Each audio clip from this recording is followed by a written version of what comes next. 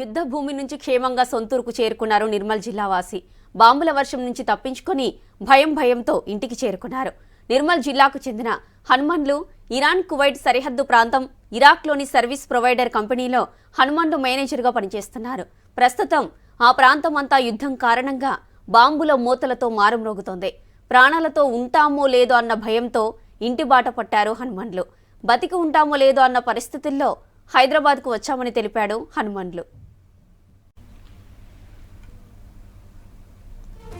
తాను ఇంటికి చేరుకున్న తర్వాత పనిచేస్తున్న కంపెనీ బాంబుల దాడిలో పూర్తిగా ధ్వంసమైనట్లు తెలిపాడు హనుమన్లు. తమ కంపెనీలో పనిచేస్తున్న 400 మందిని యాజమాన్యం సురక్షితంగా సొంతూర్లకు చేర్చిందన్నారు. యుద్ధ భూమి నుంచి హనుమన్లు క్షేమంగా ఇంటికి రావడంతో కుటుంబ సభ్యులు సంతోషం వ్యక్తం చేస్తున్నారు. నా పేరు హనుమన్లు, మాది కుంటాల నిర్మల్ డిస్ట్రిక్ట్. నేను ఇరాక్లో గత 14 సంవత్సరాలుగా పనిచేస్తున్నాను. క్యాంప్ మేనేజర్గా పనిచేసేవాడిని. మాది సర్వీస్ ప్రొవైడర్ కంపెనీ. నేను ఈ ఇరాన్ అమెరికా గొడవల వల్ల కంపెనీ వచ్చేసి ఇంటికి పంపించాలని ప్లాన్ చేసి పంపించేయడం జరిగింది.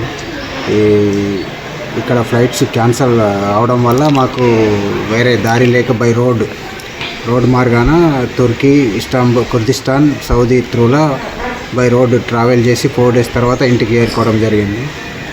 ఇంకా మాకు కంపెనీలో దగ్గర ఒక 400 మెంబర్స్ పనిచేసేవారు ఇండియన్స్. అందరినీ పంపించేశారు. మేము కూడా లాస్ట్ ట్రిప్ వరకు మేము ఆగాల్సి వచ్చింది. లాస్ట్కి వచ్చేసి ఇంటికి క్షేమంగానే ఏరుకున్నాం. ఇండియన్ ఎంబసీ కూడా మాకు మంచి సపోర్ట్ ఇచ్చింది. అక్కడ బగ్దాద్ ఇండియన్ ఎంబసీ ఉన్న లైవ్లో మాకు బాంబ్స్ అనేది పైనుంచి వెళ్ళేవి డ్రోన్స్ అంతే. మా దగ్గర సరౌండింగ్లో ఎప్పుడు పడేటివి లేకుండే. ఇక్కడ నేను వచ్చిన తర్వాత మా కంపెనీ బేస్లోనే బాంబు బ్లాస్ట్ 2 బాంబులు పడడం జరిగింది. డ్రోన్ బాంబులు. ప్రాపర్టీ డ్యామేజ్ ఎవరికి ప్రాణహాని ఏం జరగలేదు. కాకపోతే ప్రాపర్టీ డ్యామేజ్ మట్టుకు అయింది. అన్ని ఫెసిలిటీస్ బాగానే ఉండే. మా కంపెనీ కూడా మంచి సర్వీస్ కూడా మంచిగానే ప్రొవైడ్ చేసింది. మాకు సేఫ్టీగానే ఇంటికి పంపించడానికి అరేంజ్ చేసి పంపించారు. వీసా అన్ని అరేంజ్మెంట్స్, హోటల్స్ అన్నీ ఇచ్చి పంపించారు. సేఫ్గానే పంపించడానికి ప్రయత్నించింది. నా పేరు శిల్ప.